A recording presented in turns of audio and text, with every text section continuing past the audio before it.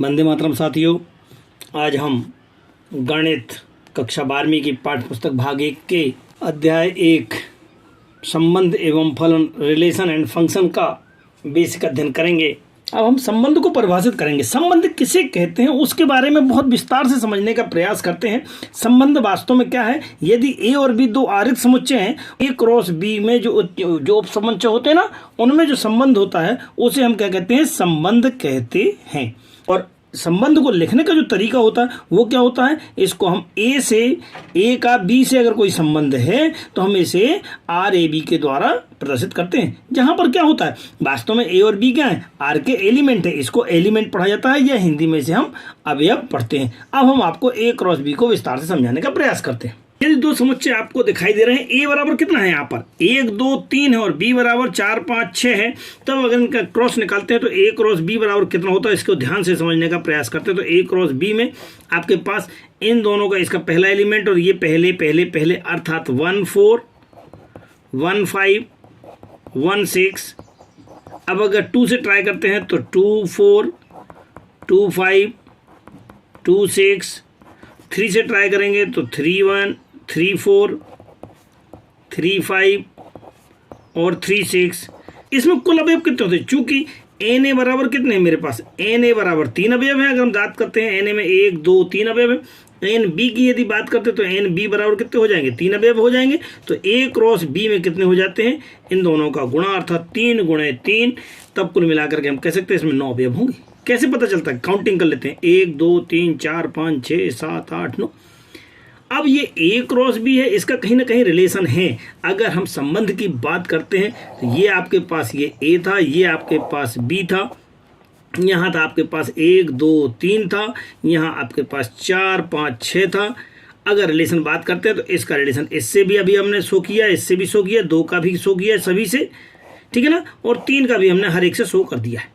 छोटा सा संबंध बनाते हैं, तब छोटा संबंध क्या हो जाएगा? 1 2 3 4 5 6।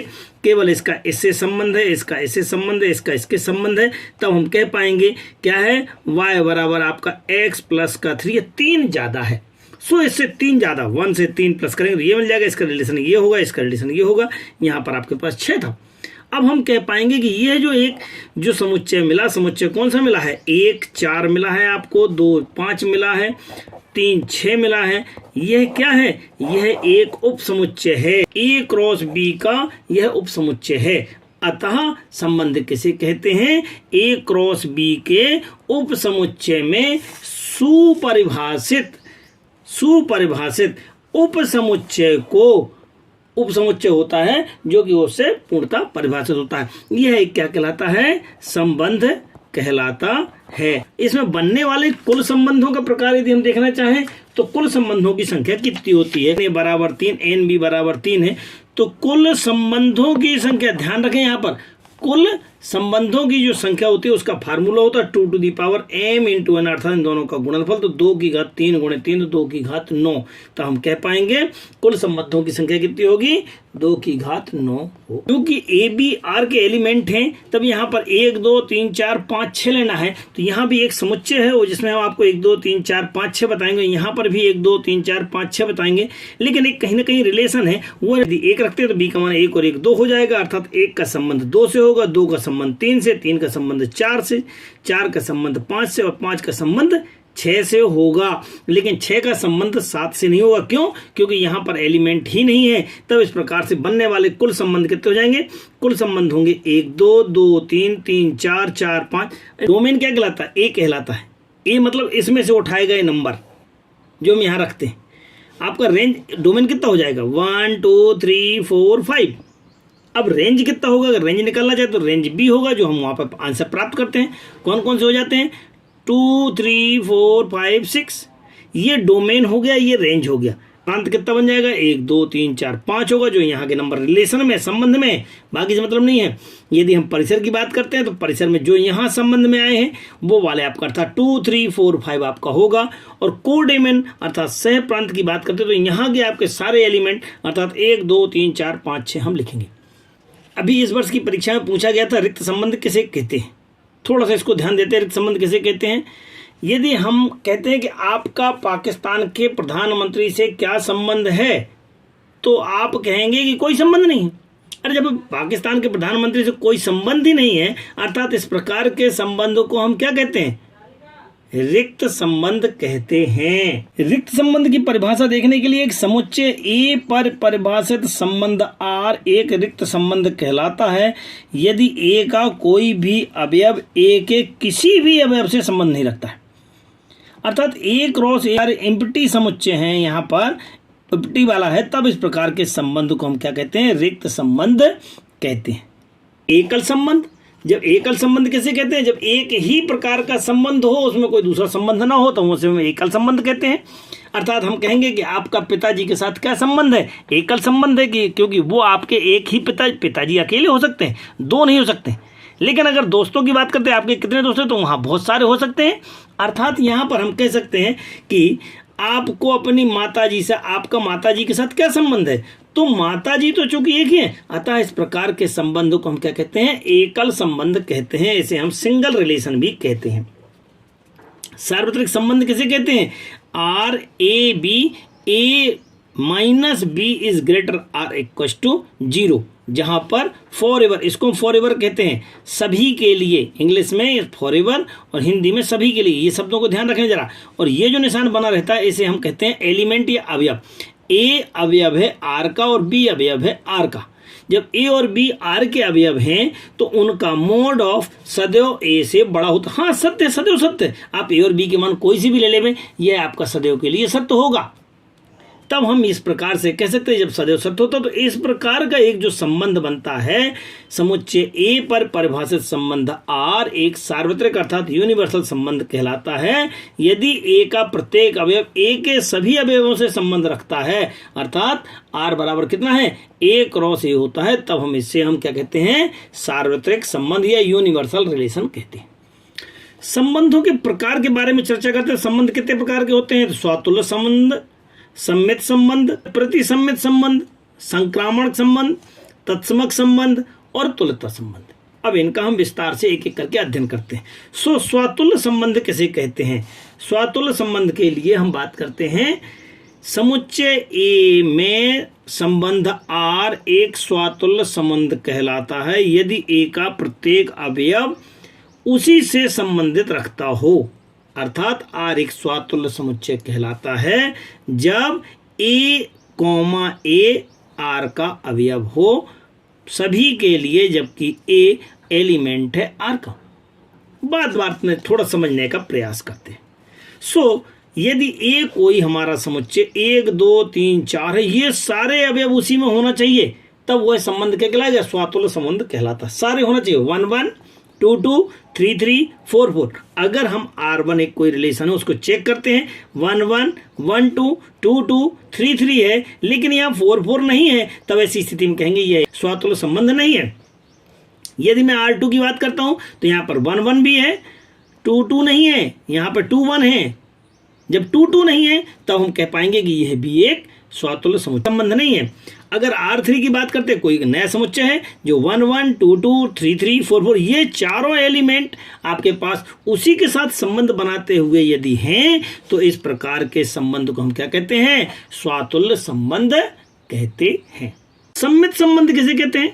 सम्मित में होता है यदि ए बी अवयव है आर का, तो उसका जस्ट उल्टा बी ए अवयव होगा आर का, तब इस प्रकार के संबंध को हम क्या कहते हैं? संबंध सिमेट्रिक रिलेशन या सम्मित संबंध कहते हैं। अब सिमेट्रिक रिलेशन के लिए आपका अगर कोई सा भी अवयव अगर इस प्रकार से है, ए बी कोई भी दो अवयव हैं, वह दोनों पलट करके भी हैं, तब इस प्रकार के संबंध को हम सिमेट्रिक रिलेशन कहते हैं। अर्थात समुच्चय ए में संबंध आर एक सम्मित संबंध कहलाता है यदि और केवल यदि ए बी में ए बी अवयव है आर का, इस प्रकार की बी ए भी उसका अवयव होगा, तभी वह आपका क्या कहलाएगा? सम्मित संबंध कहलाता है। सभी के लिए ए और बी यदि ए के एलिमेंट हैं, तो यहां पर हम कह पाएंगे कि आर ए आर बी बराबर है बी आर ए। बात करते हैं ए बराबर 1 2 3 4 है, तो R1 संबंध में 1 1 2 2 1 2 2 1 1 3 इस प्रकार का संबंध है, ध्यान देते हैं क्या ये स्वतुल्य है। स्वतुल्य को पता करना है। स्वतुल्य के लिए 1 1 होना चाहिए, 2 2 होना चाहिए, 3 3 कहाँ है, इसमें नहीं है ना। जब 3 3 नहीं है, 4 4 नहीं, तो ये स्वतुल्य नहीं है। अब सम्मित इसका चेक करते हो। सम्मित में क्या होता है, सम्मित में आपके पास 1 1 पलट करके हो जाएगा, 2 2 भी पलट करके हो जाएगा, 1 2 का पलटना है तो ये 2 1, हाँ ये सम्मित है। लेकिन 1 3 का 3 1 होना चाहिए, लेकिन यहाँ नहीं है, अतः ये संबंध सम्मित भी नहीं है और स्वतुल्य भी नहीं है। अब एक अन्य उदाहरण की सहायता से देखते हैं। यहाँ पर 1 1 1 2 2 2 और 1 4 है, तो स्वतुल्य तो नहीं है यहाँ, क्योंकि 3 3 नहीं दिख रहा मेरे को, 1 1 दिख रहा है, 2 2 दिख रहा है, 3 3 और 4 4 नहीं है, अतः ये स्वतुल्य तो नहीं है। लेकिन सम्मित है क्या, चेक करते हैं। 1 1 का पलट करके है, 1 2 का पलट करके 2 1 कहाँ है, नहीं है, अतः यह सम्मित भी नहीं है। तीसरे में चेक करते हैं। तीसरे में 1 1 2 2 3 3 4 4, अरे तो सारे के सारे एक जैसे है ना, 1 1 भी है, 2 2 भी है, 3 3 भी है, सम्मित है, अतः यह स्वतुल्य हो गया। स्वतुल्य तो हो गया। अब सम्मित को चेक करने जाते हैं। सम्मित में क्या होता है, ये इसके बराबर उल्टा 1 1 2 2, हाँ है, 3 3 उल्टा भी करके देखो, हाँ है, अतः यह सम्मित भी है। तब इस प्रकार का समुच्चय क्या कहलाता है, स्वतुल्य भी हो जाता है और सम्मित भी हो जाता है। अब एक अगला उदाहरण देखते हैं चौथे वाले में। चौथे में 1 2 और 2 1 है। स्वतुल्य है क्या, स्वतुल्य के लिए 1 1 2 2 3 3 चाहिए, नहीं है, तो स्वतुल्य तो नहीं है, लेकिन यह सम्मित है, क्योंकि इसमें 1 2 दिया है और इसका पलट करके अर्थात 2 1 दिया है, तो यह सम्मित कहलाता है। अब मुझे पूर्ण उम्मीद है कि आपको सम्मित बहुत अच्छा समझ में आ गया होगा। संक्रामक अर्थात ट्रांजिटिव रिलेशन बहुत ही सिंपल भाषा में समझने का प्रयास करना है। यहाँ पर यदि ए कोई समुच्चय है जिसके 3 अवयव A B C element of I इस प्रकार से हैं कि ए बी अवयव है आर का, बी सी भी अवयव है आर का, और ए सी अवयव नहीं है आर का, तब हम कह पाएंगे कि यह फलन संक्रामक नहीं है। बिल्कुल थोड़ा ध्यान रखना, बुक में आपको जो दिया गया है थोड़ा सा उल्टा समझाया गया है। हम आज यहाँ पहले हम आपको समझाएंगे जो नहीं है। हमको सबसे पहले यह चेक करना है क्या वह फलन संक्रामक है कि नहीं है। तो नहीं है को हम पहले ही चेक करेंगे, और अगर नहीं है वाली कंडीशन नहीं आ रही है ना, तो निश्चित रूप से संक्रामक होगा। तब संक्रामक होने के लिए अगर यह फलन ए बी और ये बी सी मिलेगा तो ही आगे आपको चेक करना है, नहीं तो नहीं चेक करना। तो संक्रामक होने के लिए ए बी अवयव है आर का, बी सी अवयव है आर का, तो निश्चित रूप से क्योंकि इसमें बी कॉमन है, ध्यान रखना, तब ए सी इसका निश्चित रूप से यदि अवयव है तो यह फलन दिया गया फलन संक्रामक है।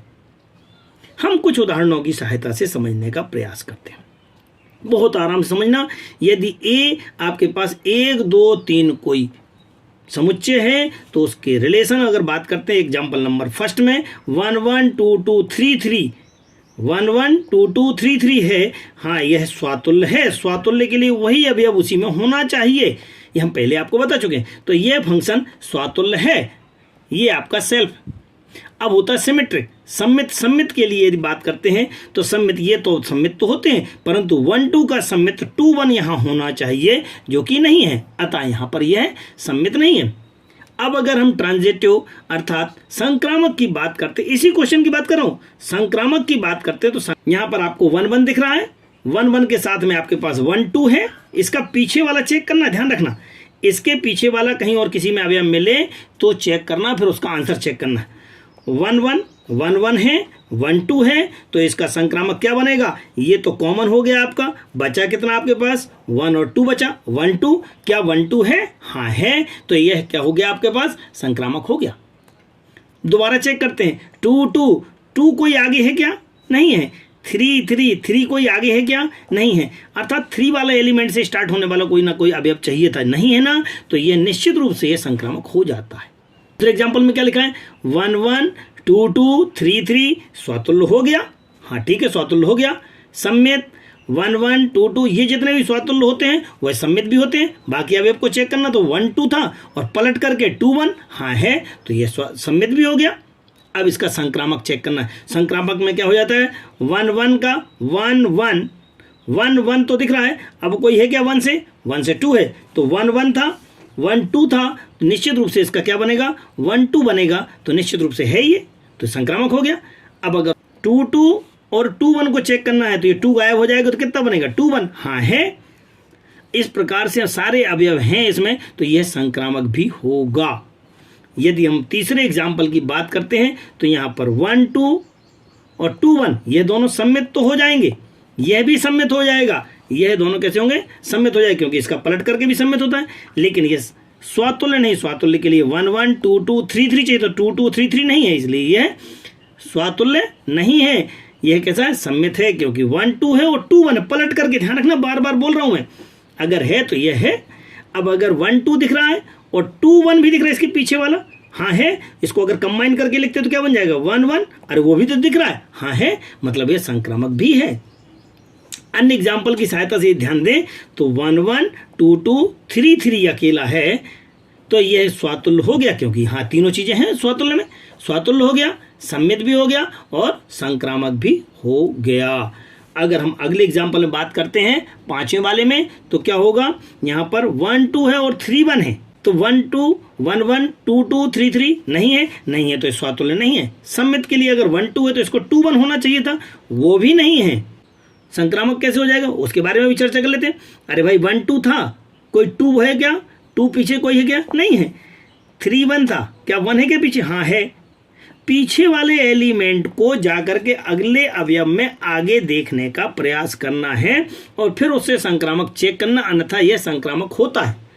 दिमाग नहीं लगाना ज़्यादा। जैसे यहाँ पर 1 2 था, 1 2 का कितना हो जाता है, 1 और 2 का यदि हम बात करते हैं तो 2 3 मिल गया है। अब इसका संक्रामक चेक करते हैं तो कितना बन जाएगा, 1 3 1 3 नहीं है, नहीं है ना इसमें, तो यह संक्रामक नहीं है।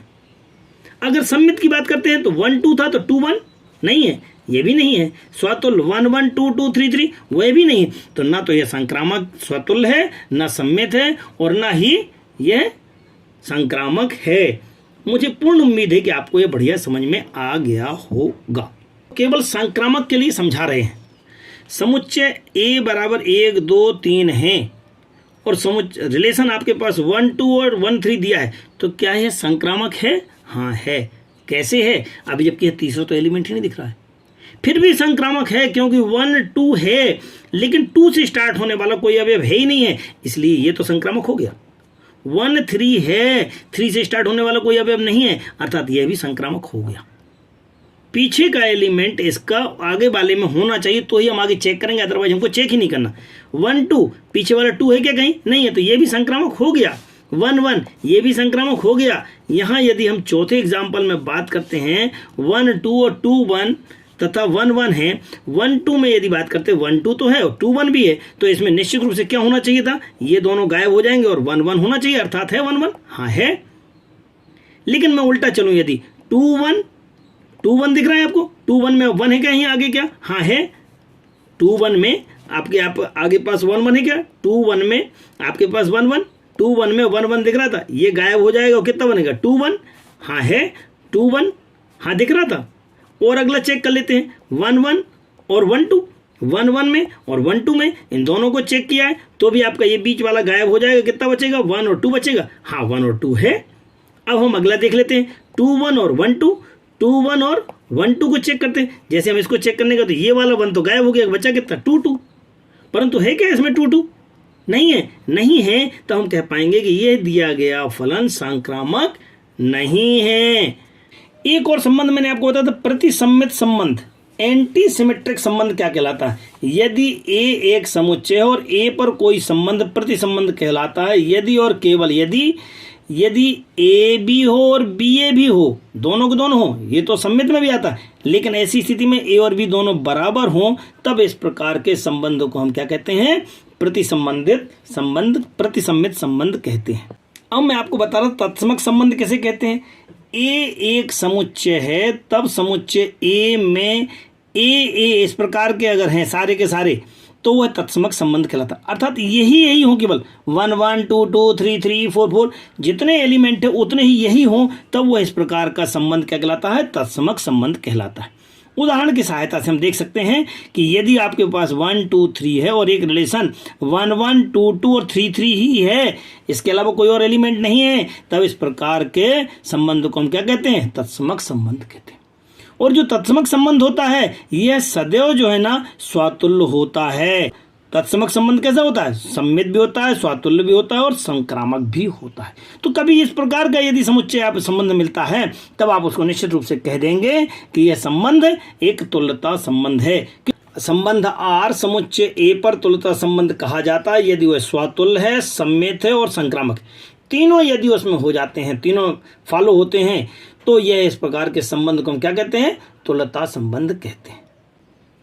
आपको हमारा वीडियो कैसा लगा कमेंट्स बॉक्स में ज़रूर बताएं। ज़्यादा से ज़्यादा कक्षा 12वीं के छात्रों को आप शेयर करें जो अभी 11वीं से 12वीं में गए हुए हैं, अभी स्कूल चालू नहीं हुए हैं। ज़्यादा से ज़्यादा लोगों को शेयर करें ताकि वह अपनी पढ़ाई को आगे आप जारी रख पाएँ। सहयोग के लिए धन्यवाद।